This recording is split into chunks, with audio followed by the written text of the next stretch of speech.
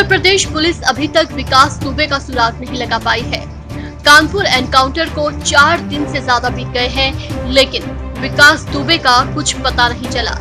UP police की 20 से ज्यादा टीमें विकास दुबे को ढूंढने में अब तक फेल हैं। पुलिस ने उसे ढूंढने के लिए नेपाल से लेकर चंबल तक नजरें टिका रखी हैं। कानपुर से लगने वाले सभी बॉर्डर पर सघन तलाशी की जा रही है, लेकिन विकास दुबे अब तक नहीं मिला है।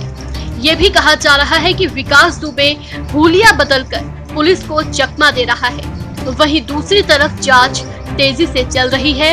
इस पूरे मामले में पुलिस विभाग के लोगों की भूमिका भी संदिग्ध बताई जा रही है। जांच टीम को पूरे चौबेपुर थाने की भूमिका संदिग्ध लग रही है। अब सबसे बड़ा सवाल ये है कि क्या पूरा थाना विकास दुबे का मुखबिर है? अब जांच पड़ताल में धीरे धीरे पता चल रहा है कि पुलिस महकमे के भीतर छिपे विकास दुबे के मददगारों की संख्या बढ़ती जा रही है। सूत्रों की माने तो चौबेपुर थाने समेत करीब 200 पुलिसकर्मी शक के दायरे में हैं, जिन्होंने समय समय पर या तो विकास की मदद की या उससे फायदा लिया है। चौबेपुर, बिल्हौर, ककवन और शिवराजपुर थाने के 200 से अधिक पुलिसकर्मी रडार पर हैं। इनमें से सभी वो शामिल हैं जो कभी न कभी चौबेपुर थाने में भी तैनात रहे हैं। इन सभी के मोबाइल CDR भी खंगाले जा रहे हैं।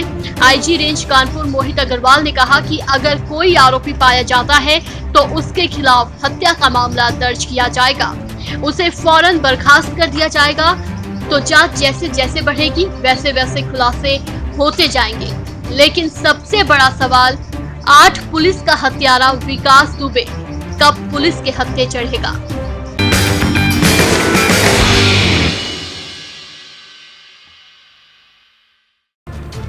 सुशांत सिंह राजपूत ने 34 साल की उम्र में दुनिया को अलविदा कह दिया।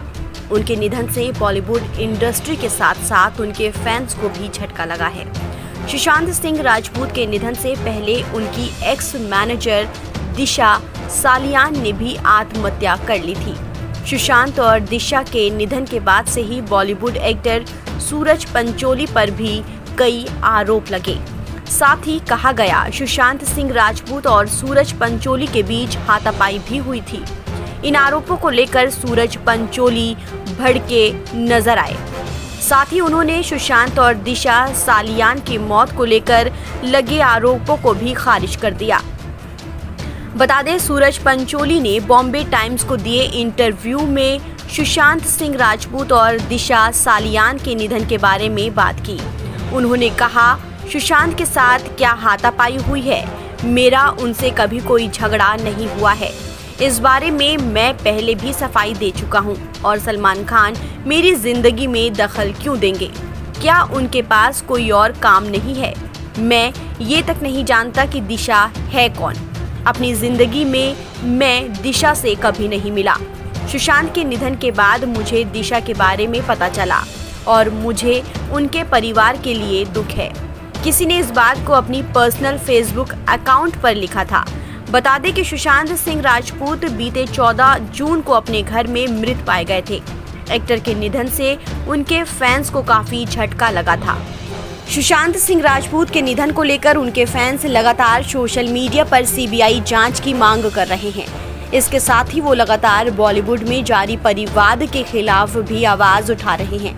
बता दें, सुशांत ने टीवी सीरियल किस देश में है मेरा दिल से अपने एक्टिंग करियर की शुरुआत की थी। इसके बाद सुशांत सिंह राजपूत ने सीरियल पवित्र रिश्ता में मुख्य भूमिका निभाई थी, जिसके लिए उन्हें खूब पसंद भी किया गया था। इसके बाद एक्टर ने जरा नच के दिखा और झलक दिखला जा जैसे रियलिटी शो में भी खूब वाहवाही लूटी।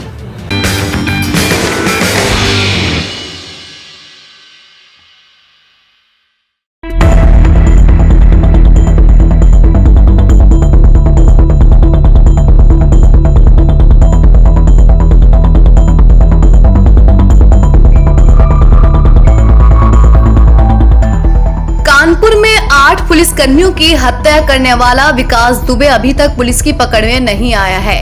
STF के अलावा पुलिस की 100 टीमें उसकी तलाश में जुटी हैं। इस बीच कल्याणपुर पुलिस ने विकास के एक साथी दयाशंकर अग्निहोत्री को मुठभेड़ में पकड़ा है। उसके पैर में गोली लगी है। उसे इलाज के लिए जिला अस्पताल में एडमिट कराया गया है।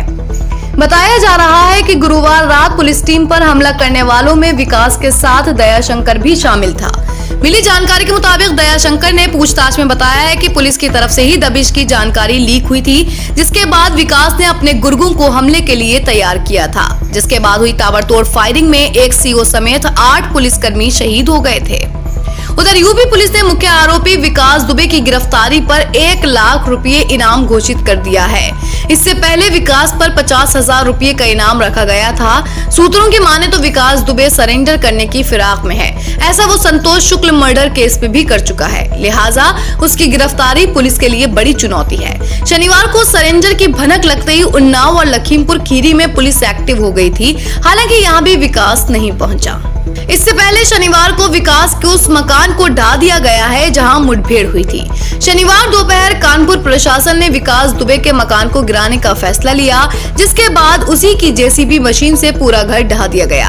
अब विकास दुबे की सारी प्रॉपर्टी को अटैच करने की तैयारी चल रही है। उसके सारे बैंक अकाउंट सीज किए जा रहे हैं। प्रशासन विकास दुबे की सारी प्रॉपर्टी की जाँच कर रहा है।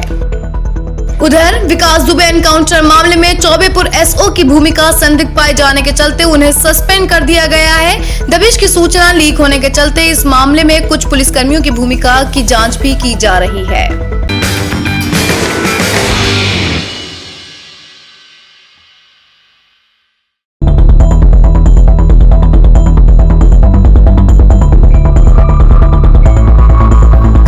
कुख्यात विकास दुबे को लेकर विपक्ष लगातार प्रदेश की योगी सरकार पर हमलावर है।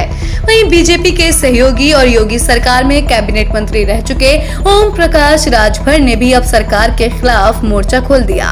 विकास दुबे के 8 पुलिसकर्मियों की हत्या किए जाने के लेकर उन्होंने इस पूरी घटना की सीबीआई जांच की मांग की है। राजभर ने ट्वीट करके लिखा है कि सीएम योगी को अब नैतिकता के आधार पर इस्तीफा दे देना चाहिए। राजभर ने अपने ट्वीट में कहा है कि कानपुर की आतंकी घटना बीजेपी सरकार की विफलता है। योगी जी को नैतिक के आधार पर अपने पद से त्याग पत्र दे देना चाहिए और केंद्र सरकार को सीबीआई जांच करनी चाहिए। आतंकियों को सूचना किसने दी और योगी सरकार की इसमें क्या भूमिका है? योगी जी विकास दुबे को क्यों नहीं पकड़ पाए? विकास दुबे से मिले हुए हैं। अपने दूसरे ट्वीट में राजभर ने कहा है, योगी सरकार अपराधियों की पालनहार बनी है। इसकी पुष्टि आतंकी विकास दुबे अपनी जुबान से खुद ही बयां कर रहा है, जिसमें वो 2 भाजपा विधायकों का नाम ले रहा है।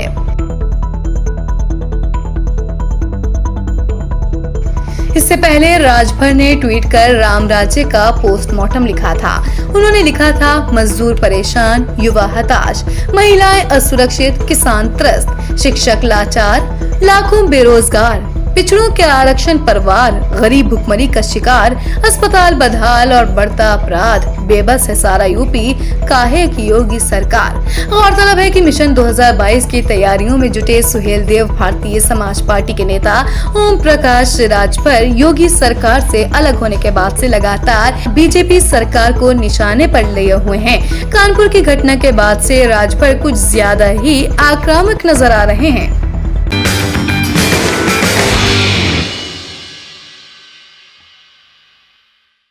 गुजरात में सोमवार को भारी बारिश और बाढ़ के चलते जूनागढ़ के बामनासा गांव में एक नवनिर्मित पुल ढह गया। आपको बता दें, आईएमडी ने कहा कि अगले 3 दिन में सौराष्ट्र और उत्तर और दक्षिण गुजरात के क्षेत्रों में भारी बारिश होने की आशंका है। गुजरात में बीते 24 घंटे में भारी बारिश ने नदियों और बांधों को लबालब कर दिया है। राजकोट, द्वारिका, पोरबंदर सहित कई शहर और कस्बे में पानी भर जाने से टापू बन गए हैं। मौसम विभाग ने सौराष्ट्र और दक्षिण गुजरात में अगले 3 दिनों तक भारी बारिश की चेतावनी दी है। मछुआरों को समुद्र में नहीं जाने की सलाह भी दी गई है। मौसम विभाग निदेशक जयंत सरकार ने बताया कि सौराष्ट्र और दक्षिण गुजरात तथा अहमदाबाद और गांधीनगर में आगामी 3 दिनों में भारी बारिश होगी। द्वारिका के खंबालिया, राजकोट, पोरबंदर, कल्याणपुर, राणावाव आदि शहरों में बीते 24 घंटे में सबसे अधिक भारी बारिश हुई।